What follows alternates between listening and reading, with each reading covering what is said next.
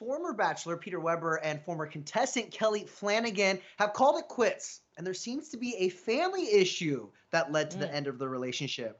The couple announced via social media just days ago, and now a source close to the situation tells ET that things broke down for Peter and Kelley right before their long planned move to New York City. Quote, the move was the final straw in some ongoing issues in their relationship, the biggest of which was that they were not on the same page about how they approach relationships. But get this, the other factor that led to the end of their relationship was Peter's mother, Barb. You guys will remember Barb had a huge role on Yes. his season of Bachelor and has a lot to say about who he falls in love with.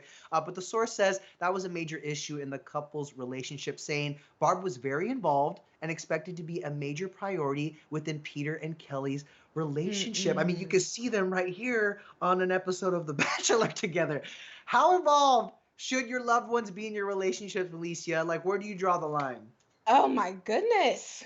I don't think they should be involved at all. Honestly, Mm, I don't think your loved one should be involved in your relationship. I think it's completely fine to give advice, give your opinions only if asked. But other than right. that, I think the only people who should be actively participating in your relationship is you and your partner. Now, there is only one exception I can think of, and that's if you're in an abusive relationship. Then it makes sense for your loved ones to step in and get involved. But other than that, no, mom, step aside. Obviously, this has been a problem in Peter's relationships before, and something's going to Right. have to give with Barb.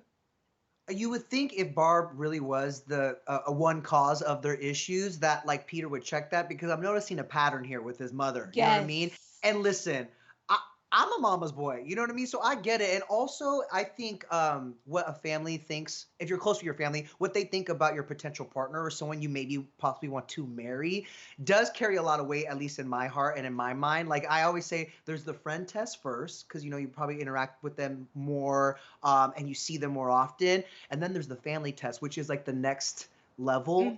So Mm-hmm. to me, it does matter at first, but for them to have opinions throughout the entire relationship, and then for you to kind of like really hold on to that and that be your deciding factor is a little too much for me. At the end of the day, it's up to you.